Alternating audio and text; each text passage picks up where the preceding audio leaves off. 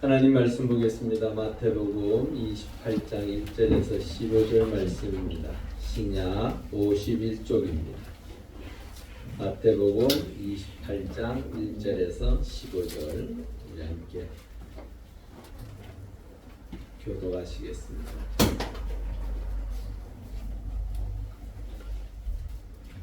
(1절) 제가 먼저 읽습니다. 안식일이 다 지나고 안식 후 첫날이 되려는 새벽에 막달라 마리아와 다른 마리아가 무덤을 보려고 갔더니 거짓이 일어나며 주의 천사가 하늘로부터 내려와 돌을 돌려내고 그 위에 앉았는데 그 형상이 번개 같고 그 옷은 눈같이 희거늘 지키던 여자들이 그를 무서워하여 떨며 죽은 사람과 같이 되었다. 천사가 여자들에게 말하여 이르되 너희는 무서워하지 말라. 십자가에 못 박히신 예수를 너희가 찾는 줄을 내가 아노라. 그가 여기 계시지 않고 그가 말씀하신 대로 살아나셨습니다. 와서 그가 누우셨던 곳을 보라. 또 빨리 가서 그의 제자들에게 이르되 그가 죽은 자 가운데서 살아나셨고 너희보다 먼저 갈릴리로 가시나니 거기서 너희가 배우리라 하라. 보라 내가 너희에게 일렀느니라 하거늘.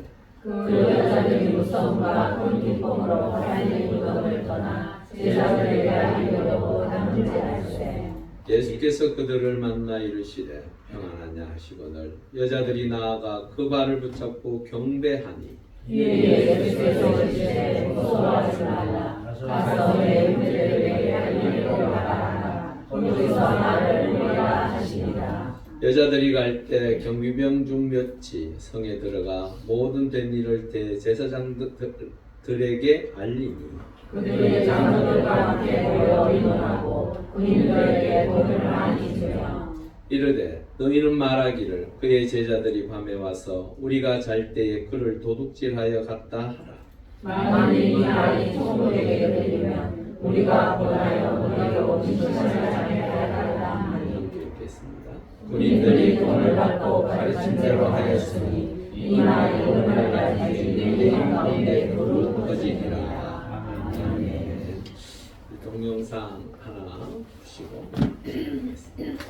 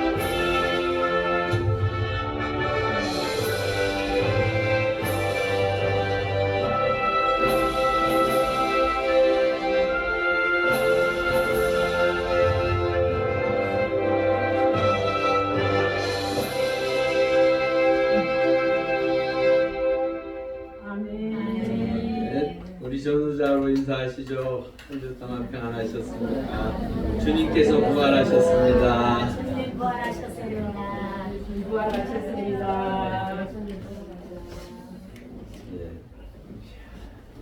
이래 어려운 시기에 또한 그 부활의 기쁨과 감격이 우리의 삶을 지탱하고 또한 우리를 하나님의 은혜 가운데 살아갈 수 있도록 이끌으시는 줄 믿습니다. 그 부활의 감격이라는 것은 단지 어느 날 어느 때 그냥 예수께서 살아나셔서 우리가 단지 그냥 믿으면 간다라는 막연한 그런 것이 아니라 내가 죽는 그 순간 영원한 나라인 천국을 소망했던 그곳에 내가 갈 수 있다는 확신, 그것이 바로 믿음입니다. 아멘. 그 믿음을 통하여 내 삶을 이끌어 갈 때에 나의 삶의 자리에 어떠한 문제 앞에서도 우리는 힘을 내고 용기를 가지고 주의 은혜 가운데 살아갈 수 있으리라 믿습니다. 아멘. 그 은혜가 여러분들에게 있기를 바랍니다. 1884년요 갑신정변이 일어났습니다. 나라가 온전하게 혼란스러워졌습니다. 너무나도 힘들고 어려운 시기를 맞이했습니다. 대한민국이라는 이 나라가, 이 조선이라는 땅이 어떻게 될지 아무도 모르는 너무나도 위급한 순간에 있었던 그때에 미국에서요 젊은 선교사들이 소망 없는 은둔의 땅, 그 사설에 그렇게 쓰여져 있대요. 소망 없는 은둔의 땅이라고 표현되어진 그 조선을 향해서 두 분의 선교사가 출발했습니다. 그 선교사가 누구냐면 바로 언더우드와 펜젤러 선교사님이세요. 그 두 분이 그 갑신정변으로 인하여 어지러워진 그 시기에 이 땅에 복음을 전하기 위해서 출발했습니다.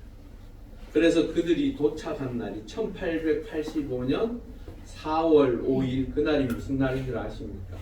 바로 부활주일이었습니다. 놀랍지 않습니까?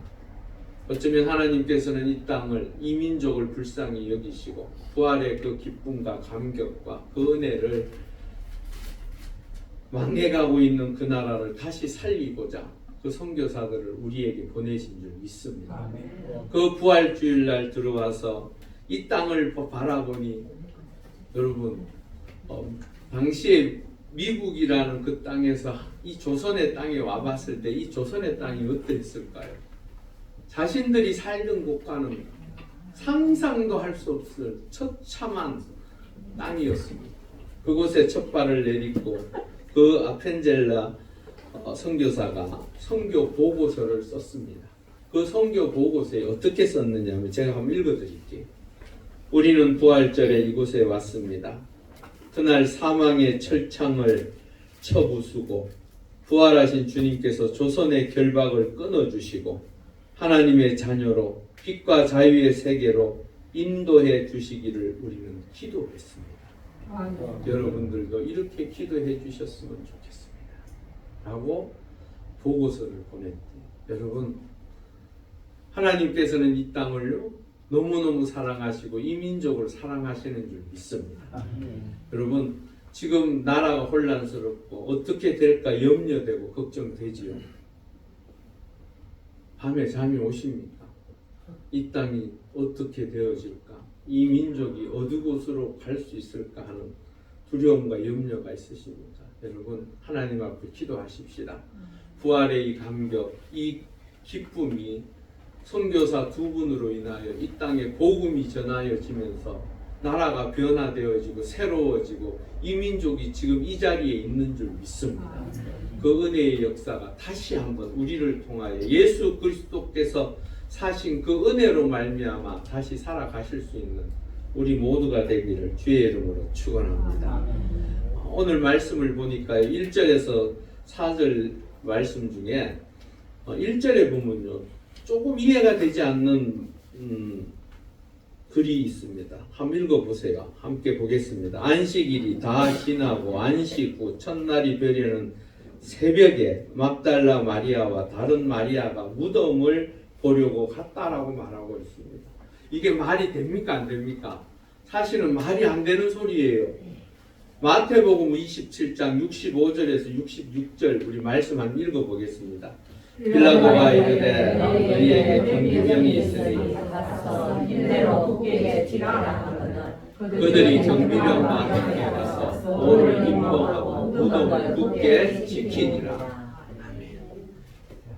이 막달라 마리아 또한 다른 마리아 그들은요 이러한 상황을 알고 있었습니까? 몰랐습니까?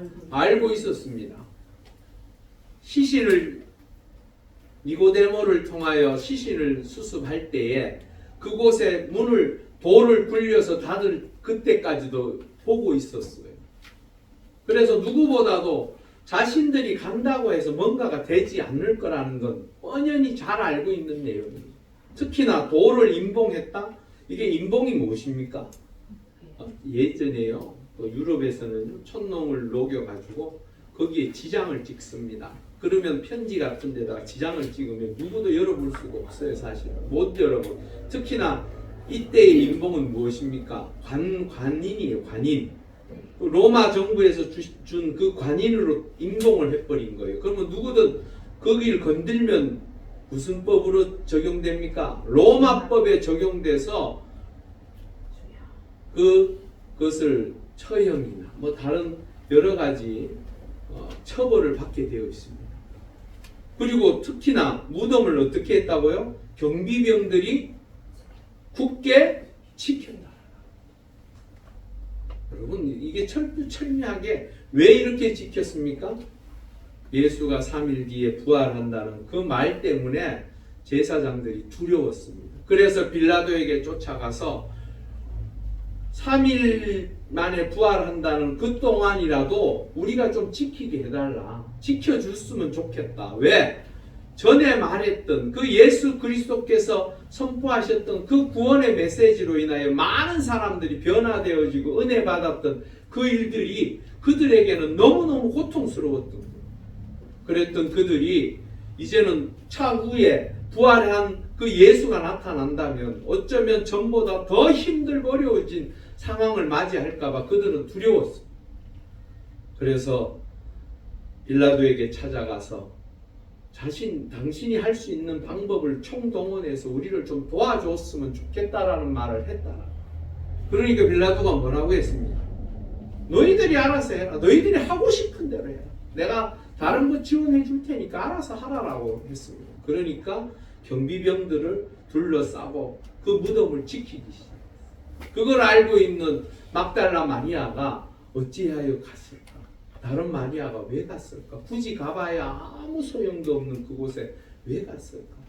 아마도 이 왜라는 질문을 통하여 그 막달라 마리아가 어떠한 상황에 거기에 갔는지 궁금하지 않습니까? 먼저는 아마도 사랑과 존경과 안타까움, 고마움 때문에 갔을 거예요. 내가 이렇게 살아갈 수 있는 의미를 가질 수 있는 내 자리가 여기에 있을 수 있도록 만들어준 이가 바로 예수 그리스도라는 거예요. 그러기에 그 막달라 마리아가 누구인지를 우리는 알아야겠습니다. 누가복음 8장 2절에서 3절을 한번 읽어보겠습니다. 누가복음 8장 2절에서 3절 읽겠습니다. 또한 악기를 쫓아내심과 병고침을 받은 어떤 여자들은 곧 헤롯의 청지기 구사의 아내 요한나와 수산나와 다른 여러 여자가 함께하여 자기들의 소유로 그들을 섬기다. 여기 막달라 마리아가 어떤 여인이었다고요? 7 귀신이 함께했던 여인이었어요. 여러분들 아시다시피 귀신 하나만 있어도 무섭지 않습니까? 그런데 그 안에 자그마치 7이나 되는 귀신이 있어요. 얼마나 강력하겠습니까? 여러분은 미친 사람 돌아다니는 걸 보신 적이 있습니까? 저는 봤어요. 민망하더라고요. 그런데 사람들이 그 옆에 가고 싶어도 가지 못해요. 왜? 힘이요 장사예요. 장사.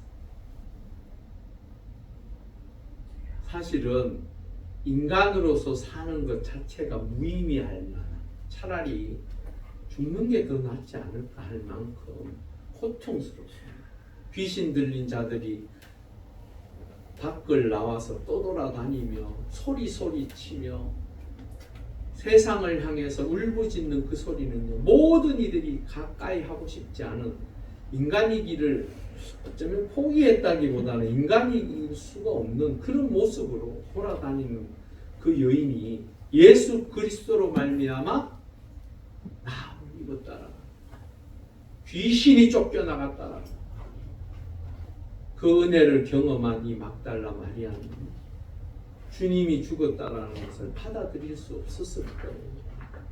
나를 위하여 내가 이렇게 설 수 있도록, 또한 인간으로서 살 수 있도록 만들어주신 그 예수 그리스도가 십자가에 달리는 그 순간까지도 그는 믿지 못했을 거예요. 어찌하여 저분이 십자가에 달리셔야 하나. 그러기에 마태복음 27장 55절에서 56절 우리 읽어보겠습니다. 예수를 섬기며 갈릴리에서부터 따라온 많은 여자가 거기 있어 멀리서 바라보고 있으니 그 중에는 막달라 마리아와 또 야고보와 요셉의 어머니 마리아와 또 세베대의 아들들의 어머니도 있더라. 여기에 지금 누가 있습니까? 막달라 마리아. 다른 예수님의 어머니도 계시고 다른 그 마리아도 있었지만 막달라 마리아도 그곳에 있었어요. 그 예수님이 십자가에 못 박혀 돌아가신 그것을 누가 지켜야 합니까? 사실은 제자들이 지켜야죠. 자식이 스승이 십자가에 죽는데 전부 다 어떻게 했습니까? 요한 빼고는 다 도망가 버렸어요. 요한만 그 예수의 어머니를 붙잡고, 그 어머니가 얼마나 통곡이 나오겠습니까? 자신의 아들이 잘못한 게 없는데 그 십자가에 달렸다라는 그것 때문에 고통스러워하는 그 자리에 막달라 마리아도 있었다. 여러분, 우리는 십자가 현장에서 도망갈 것이 아니라 예수 그리스도께서 말씀하신 대로 우리의 십자가를 지고 주의 말씀을 따라 살아가야 할 줄 믿습니다. 하나님께서 여러분들을 통하여 예수 그리스도를 믿고 하나님의 자녀로 세우심은 당신이 짊어졌던 그 십자가와 같은 각 사람들에게 주어져 있는 그 십자가를 지고 가기를 원하시는 분이 바로 예수 그리스도이신 줄 믿습니다. 여러분, 십자가는 피해야 할 것이 아닙니다. 맞서서 그 십자가를 뛰어넘을 때 부활의 기쁨과 감격은 배가 되어질 줄 믿습니다. 여러분, 죽지 아니하면 부활이 있습니까? 없습니까? 없습니다.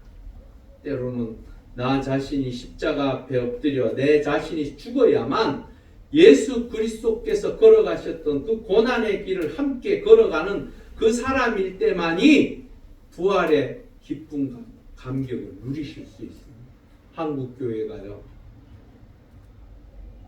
그 영광만을 바라보고 부활의 기쁨만을 바라보고 나아가다가 지금 상당히 힘들고 어려운 상황이 되었습니다.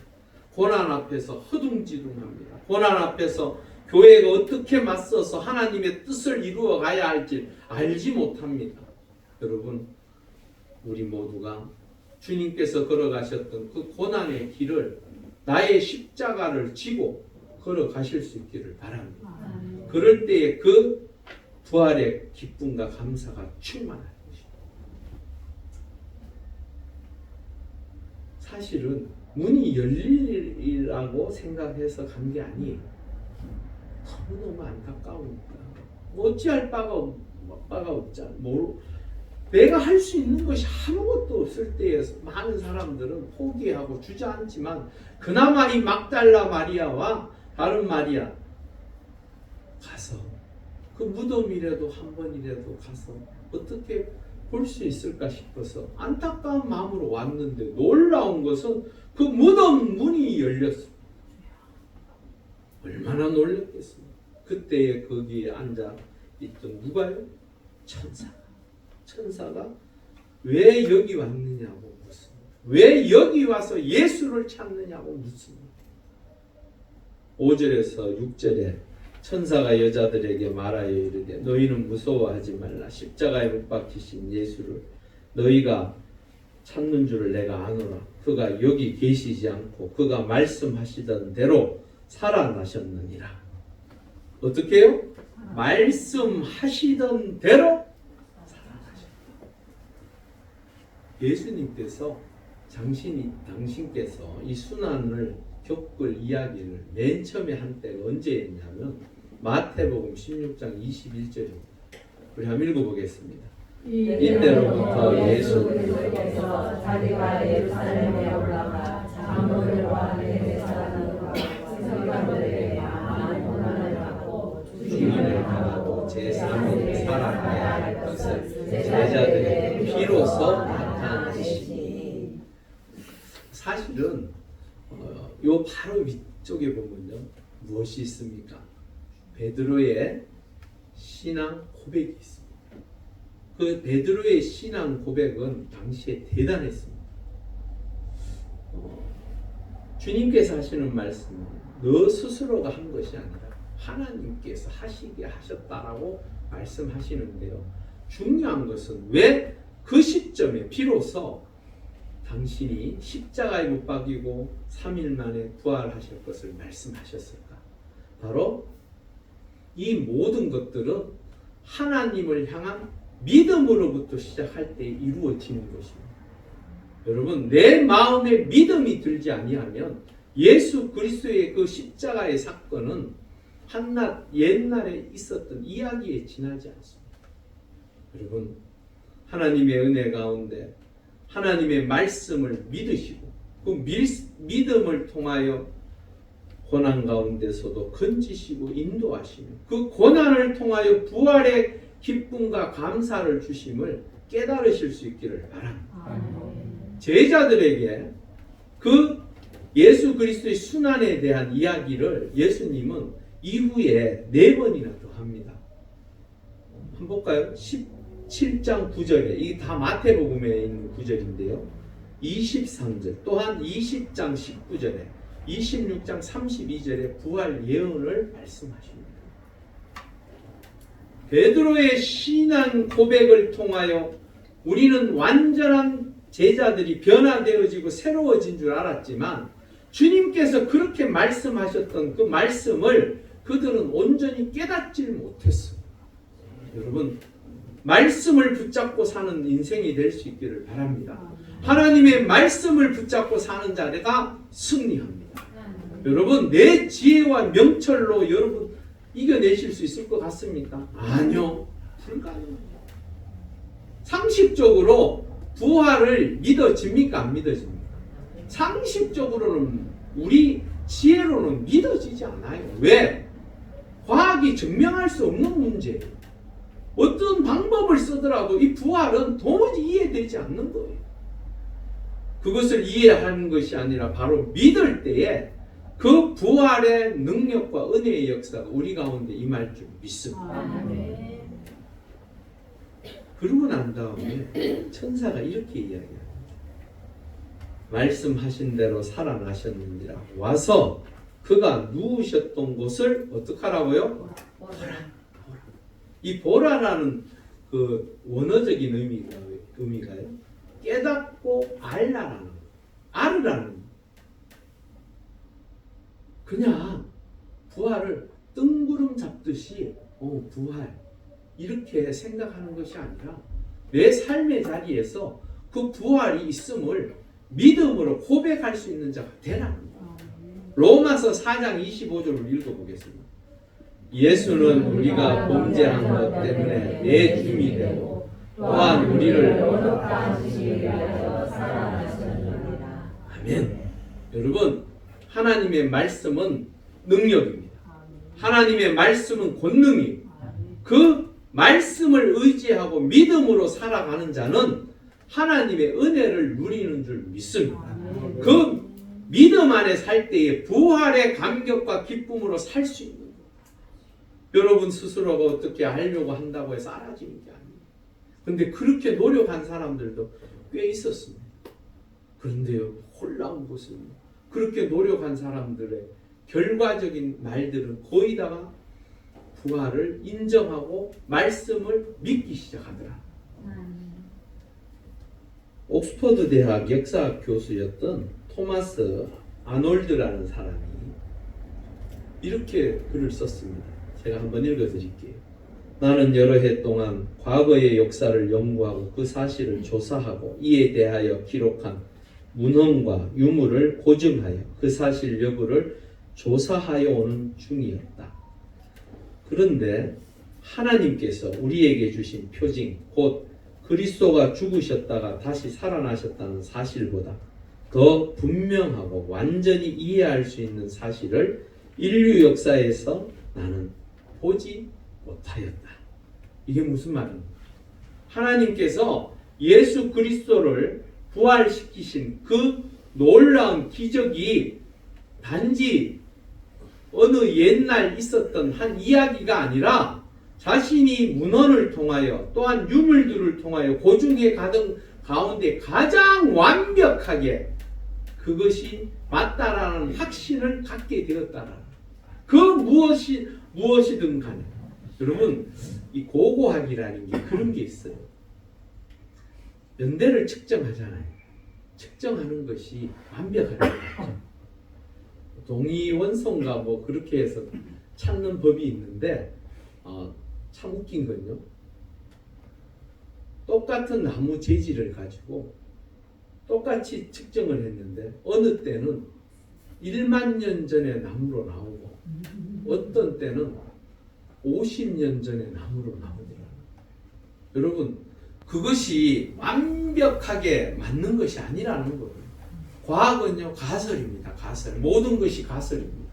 그 가설로 되어진 그것을 찾아내고 그것을 맞는지 맞춰가는 데 있어서 맞는 것보다도 틀린 게 더 많습니다.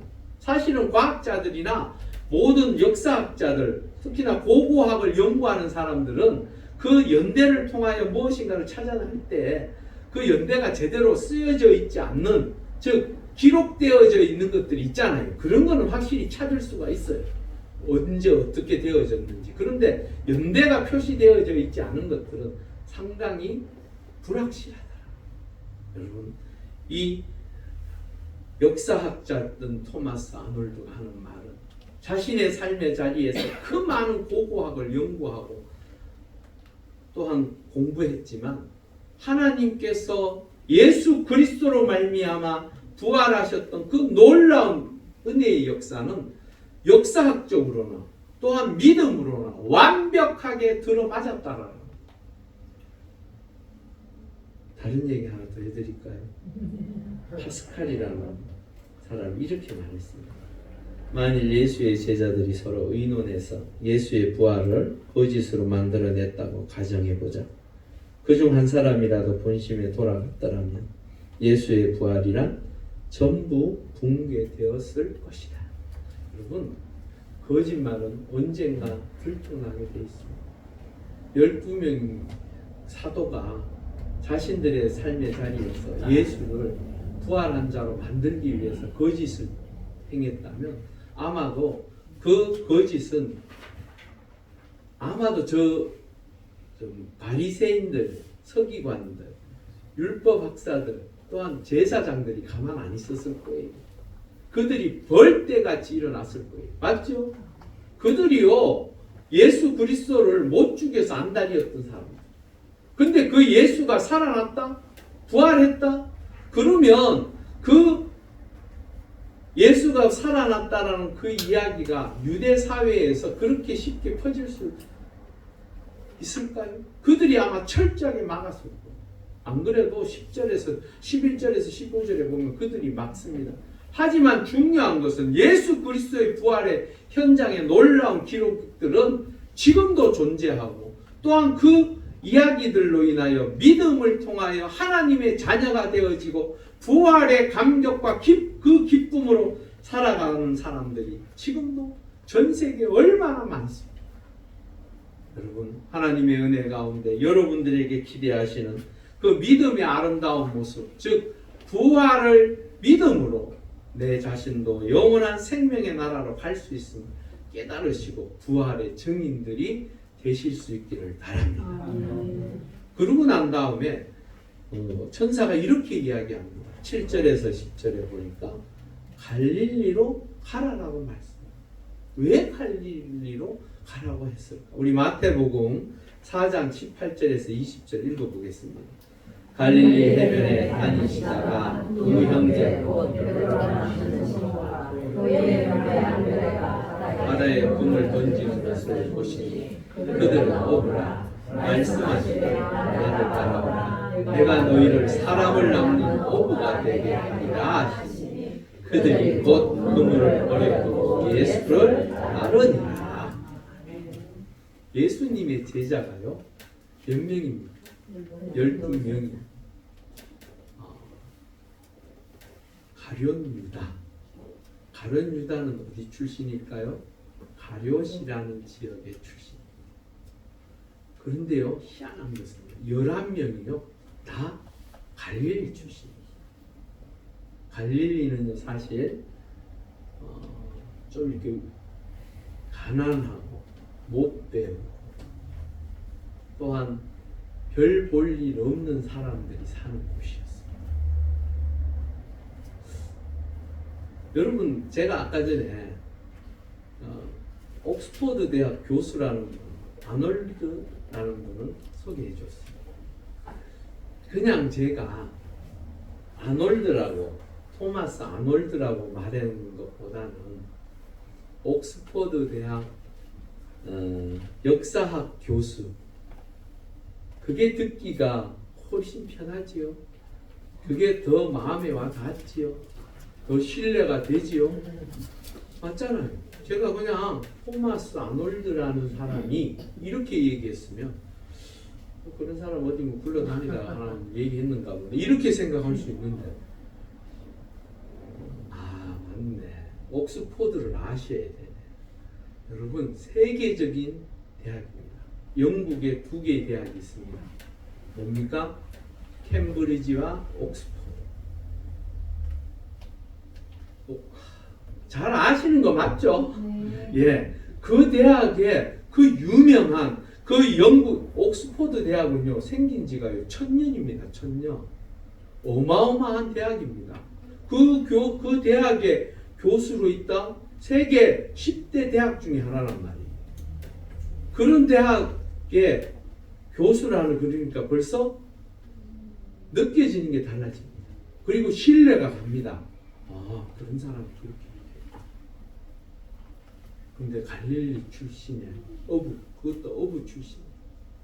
어쩌면 일자 무식이란 말 아시죠? 글자를 모르고 그래서 말도 제대로 할 줄 모르고 배움도 없는 그런 사람들을 왜 선택하셨을까? 왜 그들을 부르셨을까? 하나님께서는 하나님의 일을 하시는 데 있어서 비록 연약하고 보잘것없고 배우지 못하고 아는 것이 없다 할지라도 하나님께서는 그들을 통하여 주의 복음의 증인들로 삼으셨습니다. 무엇 때문에?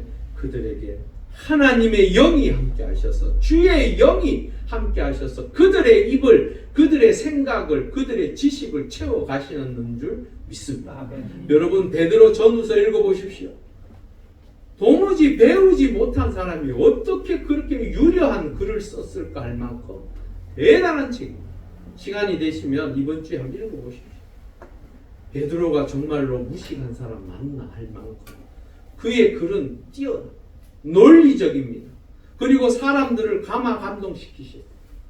여러분 하나님께서는 주의 자녀들이 비록 연약하고 보잘것없고 별 볼 일 없어도 그를 통하여 하나님께서 역사하시면 더욱더 큰 구원의 역사 하나님의 일들을 이루어 가실 줄 믿습니다.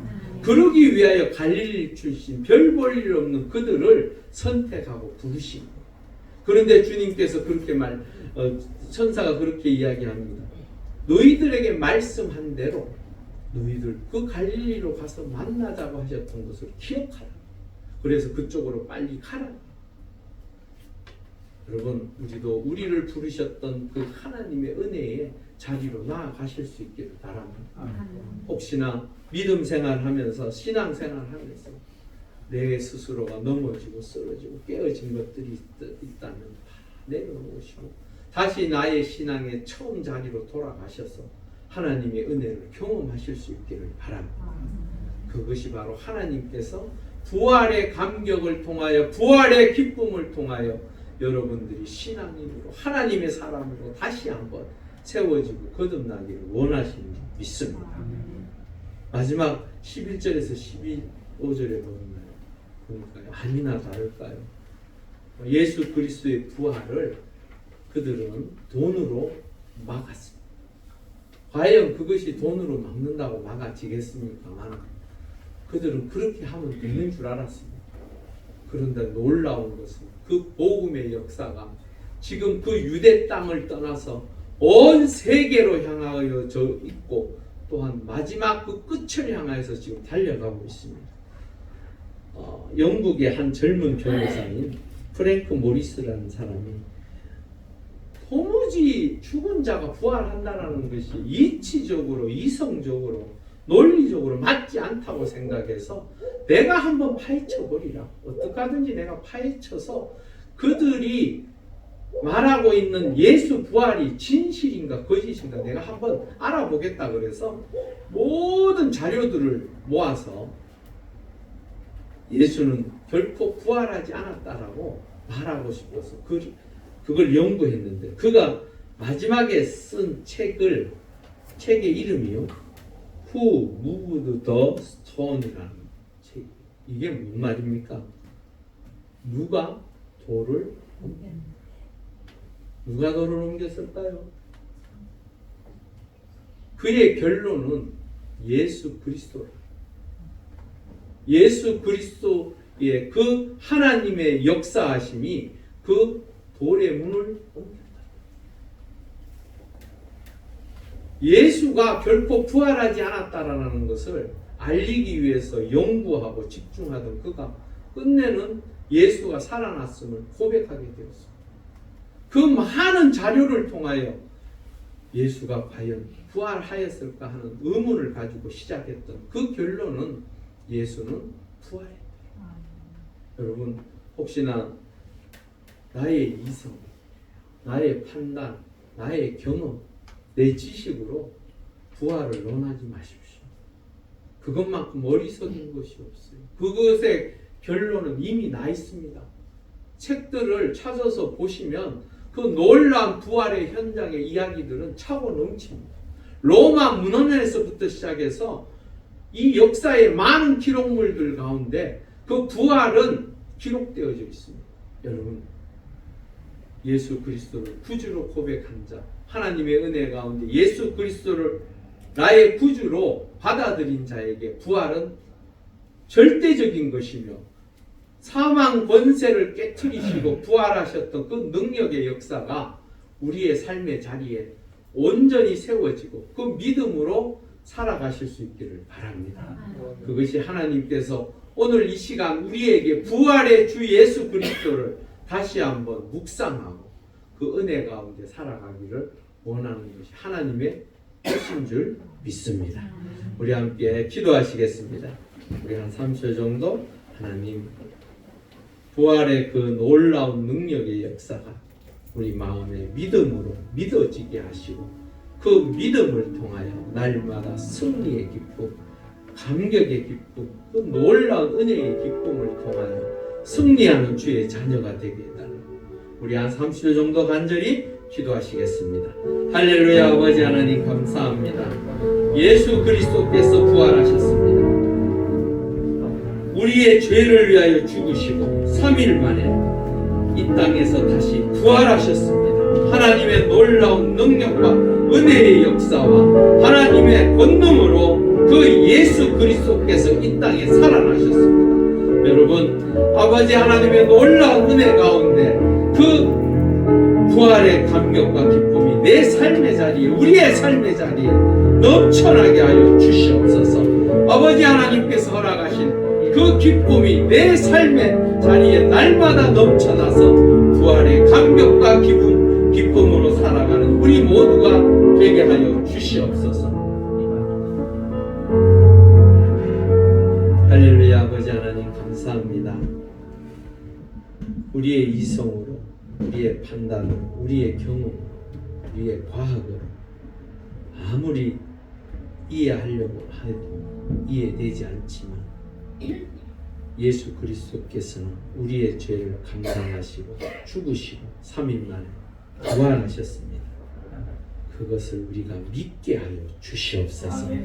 주 예수 그리스도의 영이 우리 가운데 함께하여 주셔서 그 놀라운 부활의 감격과 기쁨이 우리에게 넘쳐나게 하여 주시옵소서. 그리하여 우리의 삶의 자리에 그 기쁨으로 살아감으로 매일의 삶이 승리의 삶이 되어질 수 있도록 역사하여 주시옵소서. 감사함을 돌리오며 예수님의 이름으로 간절히 기도 올리옵나이다. 아멘.